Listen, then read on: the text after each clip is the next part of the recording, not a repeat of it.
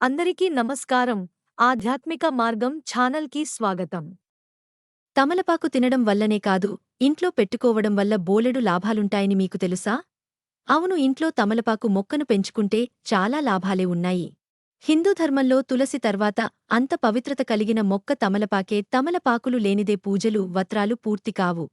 అలాగే తమలపాకు లేనిదే తాంబూలం కూడా ఇవ్వరు. ఇప్పుడు చాలామంది సిటీల్లో ఉన్నోళ్లు కూడా తమ ఇళ్లల్లో తమలపాకు మొక్కను పెంచుకుంటున్నారు. తమలపాకు తీగ మొక్క ఇంట్లో ఉంటే సాక్షాత్తు ఆంజనేయస్వామి మన ఇంట్లో ఉన్నట్టే. ఈ మొక్క ఏపుగా పెరిగితే లక్ష్మీదేవి అనుగ్రహం కూడా మనపై ఉన్నట్టే. పట్టిందల్లా బంగారమే అవుతుందట. తమలపాకు చెట్టు ఉన్న ఆ ఇంట్లో శనీశ్వరుడికి తావు ఉండదని, భూతప్రేత పిశాచులు ఇంటి దరిదాపుల్లోకి కూడా రావుని పండితులు చెబుతుంటారు.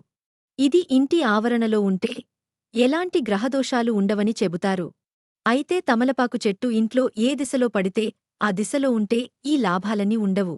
వాస్తు ప్రకారమే తమలపాకు చెట్లు ఇంట్లో ఉండాలి. అయితే ఇంట్లో ఏ వస్తువును ఎక్కడ ఉంచాలి అనేది వాస్తుశాస్త్రం మనకు తెలియజేస్తుంది. అయితే వస్తువులే కాదు, పెంచుకునే ఇంటి మొక్కలను కూడా వాస్తు ప్రకారం పెంచడం చాలా ముఖ్యం. ఖచ్చితమైన దశ తెలుసుకొని ఇంట్లో వీటిని పెట్టుకుంటే ధనలాభం కలుగుతుందని వాస్తు నిపుణులు చెబుతుంటారు. హిందూ సాంప్రదాయాల ప్రకారం తమలపాకుకు ఎంతో విశిష్టత ఉంది. ఆయుర్వేదంలో కూడా తమలపాకును ఔషధంగా ఉపయోగిస్తారు.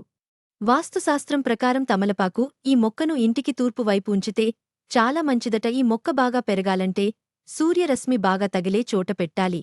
అలాగని మరీ ఎండలో పెడితే మొక్క మాడిపోతుంది.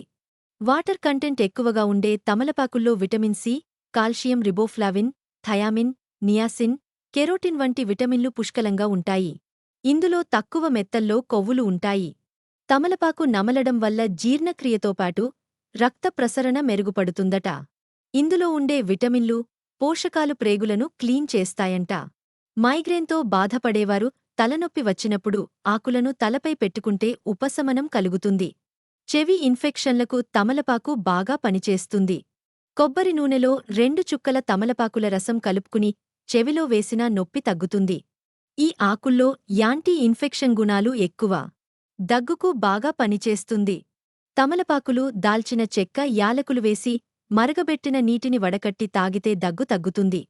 జలుబుకు కూడా బాగా పనిచేస్తుంది. తమలపాకు మౌత్ ఫ్రెషనర్గా పనిచేస్తుంది. నోటిలో ఉండే బ్యాక్టీరియాను తగ్గించడంలో సహాయపడుతుంది. అనారోగ్యాలను అరికడుతుంది.